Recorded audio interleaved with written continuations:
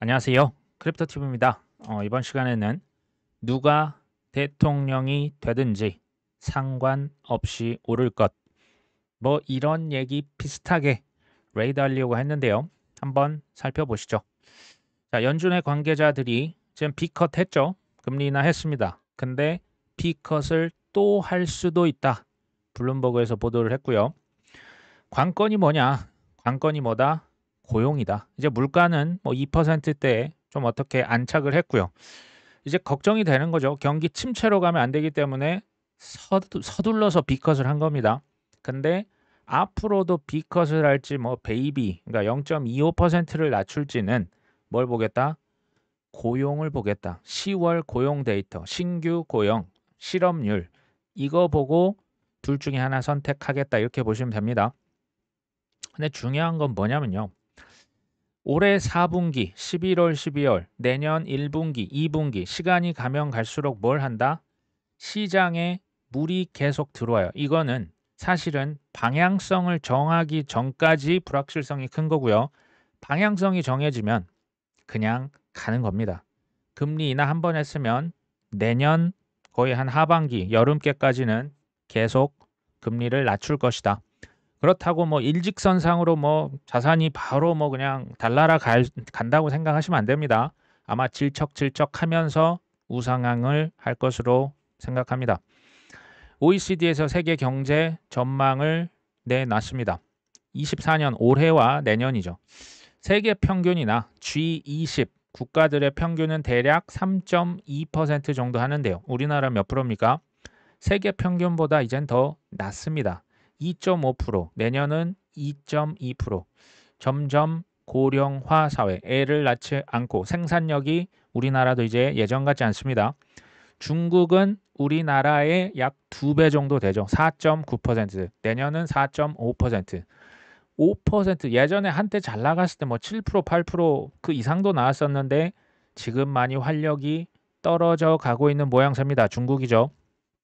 뭐 사실 일본은 뭐 올해 마이너스 뭐 지금 플러스 왔다 갔다 하기 때문에 뭐 여기는 큰 성장을 기대하기가 어렵고 그러기 때문에 지금도 돈을 풀고 있습니다. 인도는요.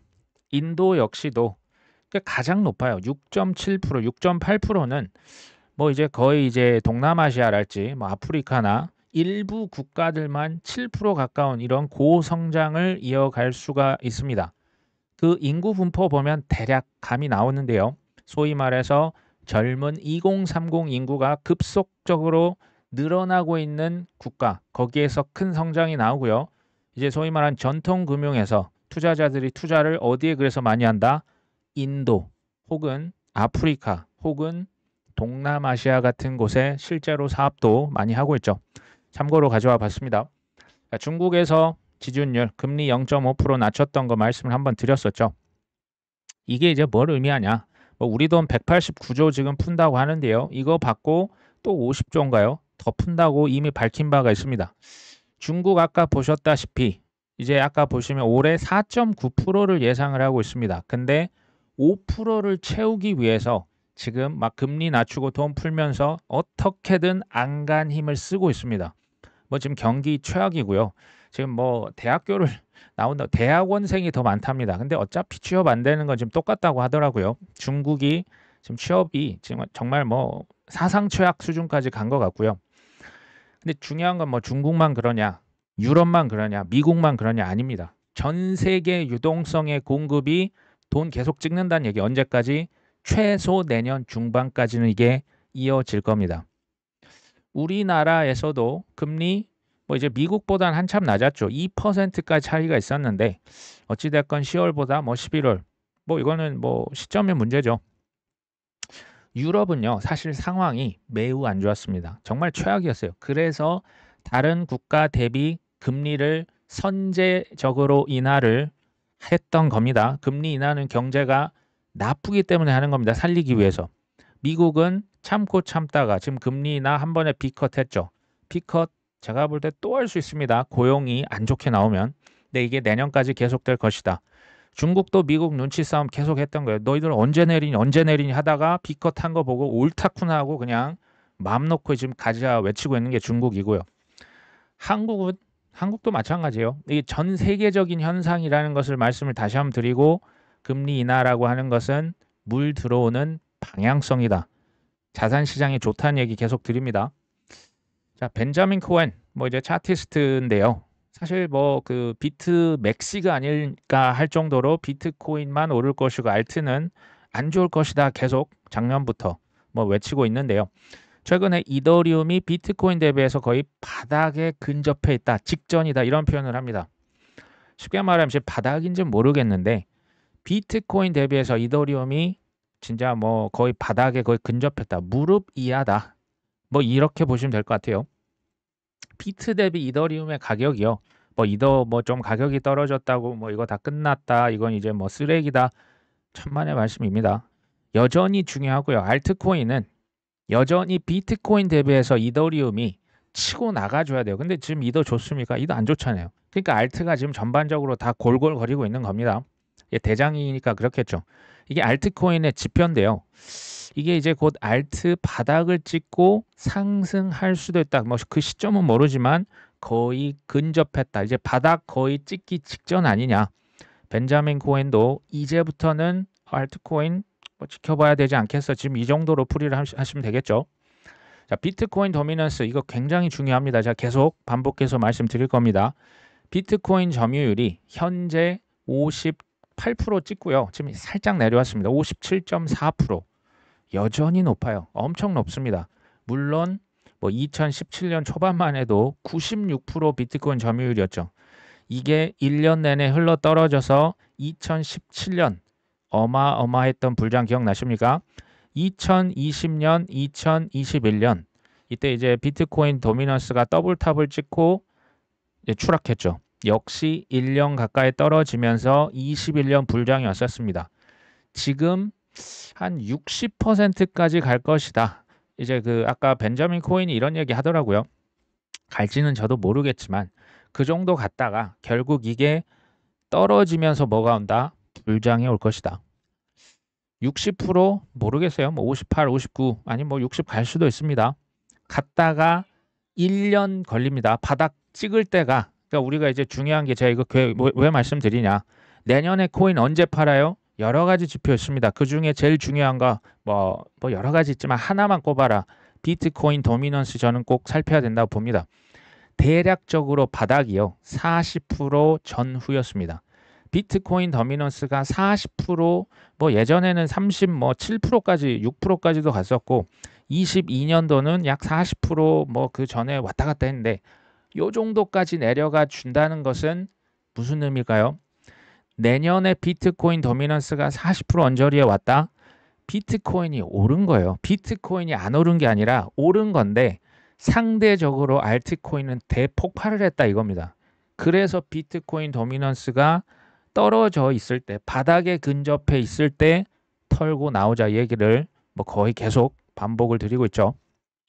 비트코인 대비해서 이더리움의 이 비중, 그러니까 가격을 뭐 지금 비트가 훨씬 가격이 크니까 현재 0.041 정도 되거든요.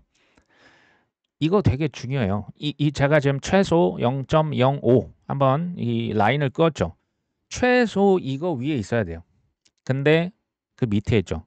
상승세를 치고 나가려면 소위 뭐 하락 조정세를 뚫고 이제부터 불장이다. 이게 되려면요. 최소 0.07 위에서 놀아야 됩니다. 근데 지금 0.04죠. 무슨 얘기입니까? 알트 시즌이든 상승장이든 아직 시작 안 했다라고 저는 여전히 생각을 합니다. 이거 중요합니다. 레이 달리오 사실은 이제 현역에서 은퇴는 했습니다. 이제 브리치 그 워터 캐피털의 CEO는 이제 회장직은 다른 사람한테 줬지만 여전히 뭐 그 주요 인물이죠. 최근에 인터뷰에서 이런 얘기를 했습니다. 누가 대통령이 된다고 해도 미국의 부채는 35 트릴리언 달러 계속 증가할 것이다. 이게 이제 지금 뭐 35조 달러 이게 사실 감도 안 와요. 뭐 몇 경이 넘어갑니다. 어차피 이거 못 갚는 돈이거든요. 국가 부채가 백악관 주인공에 상관없이 계속 증가할 것이다. 한번 생각해 보십시오. 이게 무슨 얘기고 이게 맞나 틀리나 한번 생각해 보십시오. 다가오는 11월 선거 있죠. 대선 총선 있습니다. 세금과 연방 정부의 영향력 등 여러 중요한 문제들에 있어서 갈림길에 있다. 엄청 중요하죠. 이것을 제가 명분으로 삼고 코인 시장 말 바꾸기 시전할 거라고 계속 뭐 6개월 전부터 계속 얘기 드린 것 같아요. 누가 대통령이 되든지 간에 국가 부채가 무시돼요. 그러니까 누가 돈을 찍고 국가 부채가 얼마인지 아무도 신경 안 쓴다는 얘기죠. 정부가 인플레이션 정책을 사용해서 뭡니까? 돈을 무제한으로 발행해서 실질적인 부채 부담을 줄일 것. 금리를 지금 왜 낮췄냐? 제가 예전에 한번 말씀드렸잖아요. 사실 올해 3월 달에요. 미국 국가 부채, 빚의 원금이 아닙니다. 이자의 총액이 미국 1년 국방비를 넘어섰습니다. 사실 미국이 뭐 불과 몇십 년 전만 해도요. 전 세계 경찰로를 했던 거 아닙니까? 지난 수십 년간 했거든요. 뭐 지금 주한미군도 있었고 뭐 일본에도 있고 독일에도 있고 전 세계 경찰 노릇을 하는데 국방비 엄청 씁니다. 근데 그 국방비보다 뭐가 더 많아졌다? 미국 국가 부채 이자가 더 커졌다. 이거는 감당이 안 될 만큼 지금 빚이 늘어난 거거든요. 금리 인하는 그럼 언제 하냐? 지금 하고 있잖아요. B컷 했잖아요. 또 B컷 한다고 하지 않습니까? 겉으로는 뭐 경제를 살리고 어쩌고 하는데요. 실제로는 미 국가 빚의 원금은커녕 이자도 못 갚는 지경까지 온 겁니다. 이거 이해하셔야 됩니다. 금리 인하는 선택이 아닙니다. 이거 필수입니다. 전 세계가 사실은 미국 따라가고 있죠. 그러니까 더 이제 심플하게 대통령 누가 되든지 어차피 돈 찍어서 빚으로 빚잔치 한다는 얘기예요. 자산 가격이 상대적으로 어떻게 된다? 급등할 것이다. 자산 시장의 움직이는 딱 한 가지 제1요소가 뭐다? 전쟁이요. 무역 수지 뭐 흑자 적자요. 기업의 실적이요.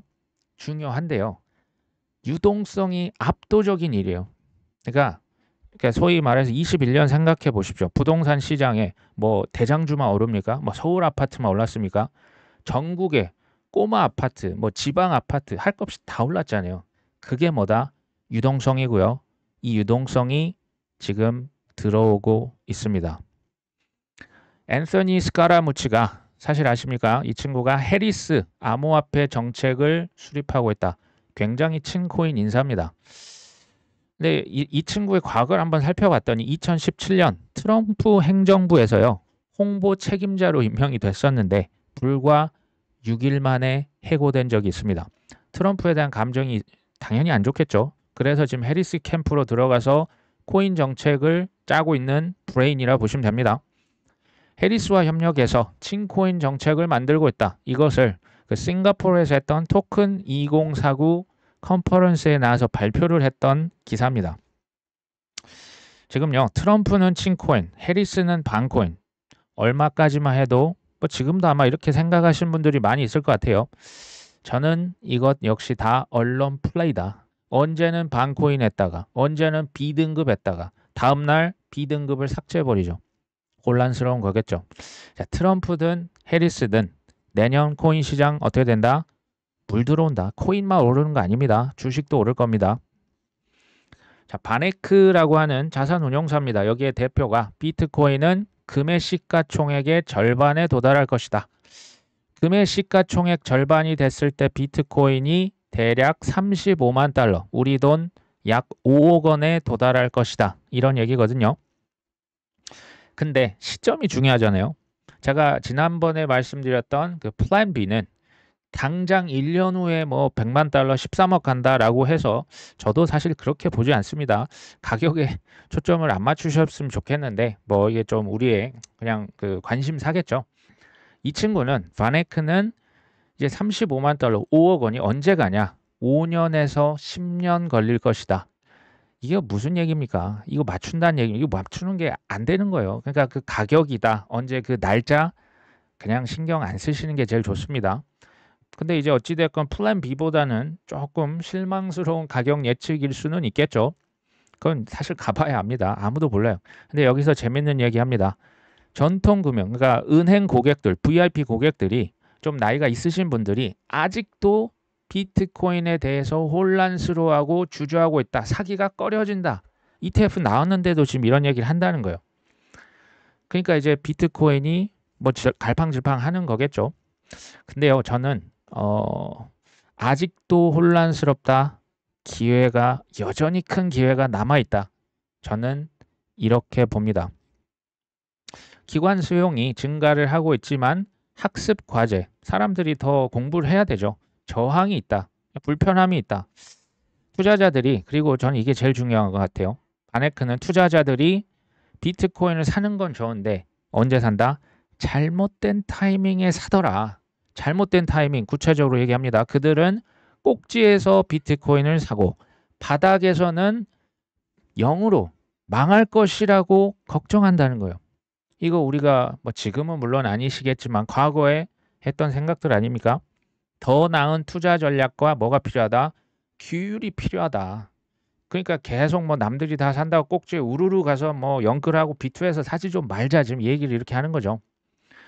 제가 2014년부터 이 업계에 있었다 말씀드렸는데요. 2015년이요. 이때는 진짜 비트코인이 0으로 갈 것이다. 이것은 뭐 아무 가치 뭐가 막 인격 모독 나갑니다. 그랬던 시절이 있었는데 2018년이 되니까 19년 초가 되니까 좀 바뀌더라고요. 비트코인 그래도 0으로 간다보다는 100만 원 간다고 저 정확히 기억합니다. 제가 350, 400만 원부터 다시 샀던 기억이 나거든요. 100만 원 갈 것이다. 22년 비트코인 이때는 100만 원에 공이 하나 붙였죠. 1000만 원 갈 것이다. 이 떨어진다는 얘기입니다. 폭락할 것이다입니다. 그럼 제가 한번 예언을 해볼까요? 25년 좋게 봅니다. 26년은 비트코인이 폭락에 폭락을 해서 1억 갈 것이다 라고 나온다는데 뭐 그 제 비트 한 개를 걸긴 그렇고요. 그만큼 확신이 있어요. 그러니까 23년과 24년의 모든 조정은 절호의 바이더 딥의 기회다. 계속 말씀을 드리는데요. 이게 어려워요. 그러니까 이게 어렵습니다. 이게 떨어지면 왠지 진짜 다 없어질 것 같고 코인 시장이 다 망할 것 같고 SEC에서 자꾸 뭐라고 언론 플레이 하면 그래서 이게 참 쉽지 않은 거죠. 중요한 게 큰 수익을 가져가려면 어떻게 하셔야 됩니까? 왜 바이더 딥이 중요할까요? 싸게 사셔야만 하고요. 플러스 그리고 비싸게 팔 때만 수익이 커요. 비싸게 사는 순간 큰 수익이 아니라 수익이 플러스가 될지 마이너스가 될지 모르는 거예요. 싸게 사셔야 된다. 조정이 있을 때 꾸준히 모으는 게 그래서 중요한 겁니다. 리플과 SEC 이게요. 10월 7일까지 SEC가 항소를 할 건지 말 건지를 결정을 해야만 하는 최종 결정일이라고 하네요. 뭐 사실 전 결과를 모릅니다. 항소를 할지 포기를 할지 둘 중에 하나겠죠. 항소를 만약에 이제 포기를 하면요. XRP가 당연히 반짝 상승할 가능성이 있고요. 그냥 항소를 에라 모르겠다 진행하면 그냥 갈 때까지 가보자. 그러면 XRP가 반짝 폭락할 가능성도 당연히 있습니다. 제가 뭐 이런 그 얘기 뭐 XRP 포함해서요.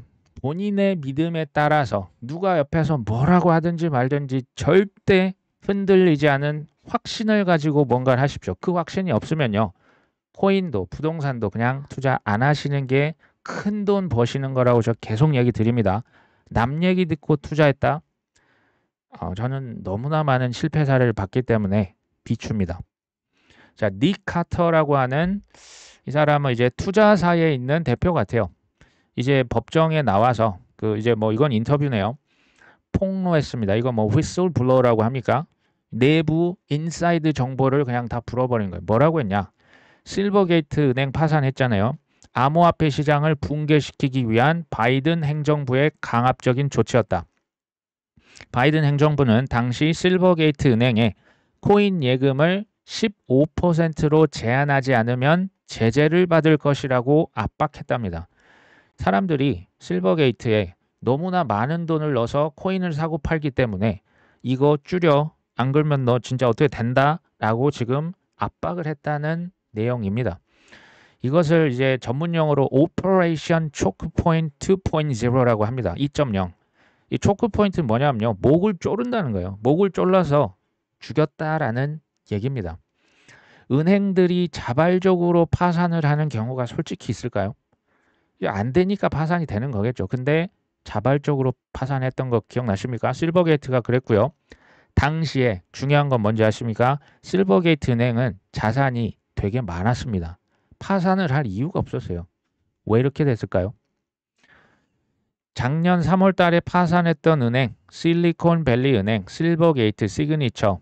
핵심은 친코인 은행. 근데 너무나 크게 성장했었죠. 그래서 얘네들을 누군가 다 죽였다. 이거 음모론이라고 보실 수 있죠. 이해하는데요. 중요한 거, 제일 중요한 게 뭔지 아십니까? 결과적으로 누구에게 가장 큰 이익이 돌아갔냐? 그걸 좀 살펴보셔야 돼요. BNY 멜론, SEC의 SEP 121 회계 지침을 면제받았다. 코인, 은행은 보관하면 안 된다라고 하는 게 SEP 121이거든요.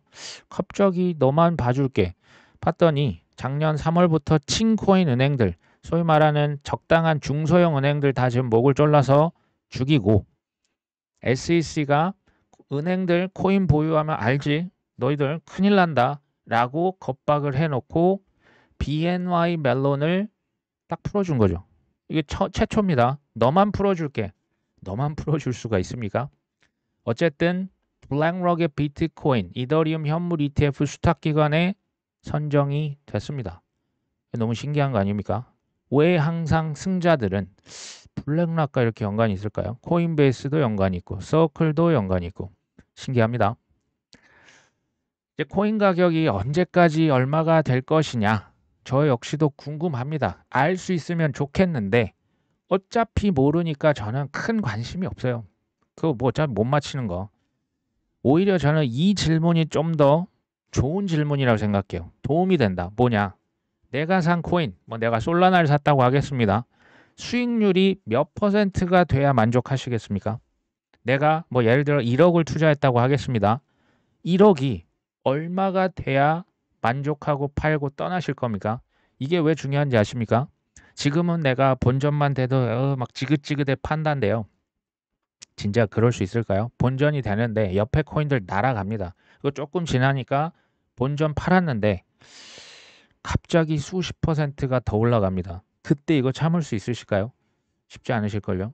지금요, 시나리오 플래닝을 계속 하셔요. 나는 이 정도면, 난 1억 투자했는데, 뭐 예를 드는 겁니다. 난 5억이면 만족해. 난 진짜 10억이면 그 뒤도 안 돌아보고 떠날 거야. 이것에 대해서, 그 실제적인 또 너무 막 1억 투자했는데 100억 이렇게 하시면 이제 못 나오는 거고요. 계속 이거 스스로 한번 생각해 보셔야 돼요. 이게 저는 훨씬 더 유용한 관점이다. 어차피 모르니까. 호기심이죠. 뭐 얼마나 가나 한번 드러나 보자. 근데 근거를 들어보셔야 돼요. 왜 이렇게 생각을 하느냐. 근거에서는 우리가 배울 게 있단 말이죠. 가격은 어차피 못 맞히니까. 아무리 펀더멘탈, 제가 계속 얘기 드리잖아요. 펀더멘탈, 거시경제, 뒷단의 이야기, 비하인드 스토리, 뭐 어떻게 보면 음모론이라고 하실 수도 있거든요. 아무리 제가 근데 얘기를 드려도 코인 가격 폭락하면 이거 다 무용지물이에요. 그냥 다 떠나고 하락장이고 뭐 끝났고 이제 뭐 지금 뭐 지능순이라고 하면 탈출은 지능순이다. 뭐 존중합니다. 그 코인 어차피 뭐 본인의 그 스스로의 선택으로 다 하시는 건 맞는데 언론 보도도 이제 나왔다고 하면 왜 검증을 안 하시고 맹신을 하냐는 거죠. 저는 이게 조금 이제 안타깝다라는 생각이 사실은 들어서 말씀을 드리고요. 크립토TV는 가격을 예측한다. 땡땡 코인을 추천한다. 수익률을 보장한다. 그런 방송이 죄송하기도 아니죠. 수익률을 어떻게 보장합니까? 전 돈 받고 하시는 분들 수익률 어떻게 보장한다고 할까요? 다 사기입니다. 세상에 100%가 어디 있습니까? 그건 뭐 은행도 망할 지금 판국에. 자, 왜 앞으로 그럼 너희는 무슨 얘기 하느냐? 저와 이제 오후에 하는 제 동생은 왜 앞으로, 특히 앞으로 5년이고요. 특히 내년 왜 인생 기회가 펼쳐질 것이냐. 제 초점은 항상 이겁니다. 왜 누구나 할 수 있는데 왜 아무나 못하는 건지 중요한 거 아닙니까? 어떻게 하면 성공 확률 제가 뭐 어떻게 다 뭐 성공을 시켜드리고 그 불가능하다니까요. 어차피 안 돼요. 근데 제가 도움을 드릴 수 있는 것은 정확한 정보, 뒷단의 정보, 일반인들이 좀 아시기 어려운 정보 이것을 드리면 지식이 쌓이면 확신도 생기겠고요. 성공 확률을 단 1%라도 높여보자. 이건 저는 의미 있는 일이라고 보거든요. 개인적으로는 코인 걱정 일락은 전혀 하지 마시고 지금 내가 해야 될 일 잘 하시면서 기다리면 좋겠습니다. 오늘 방송 여기까지 합니다. 끝까지 시청해 주셔서 감사합니다.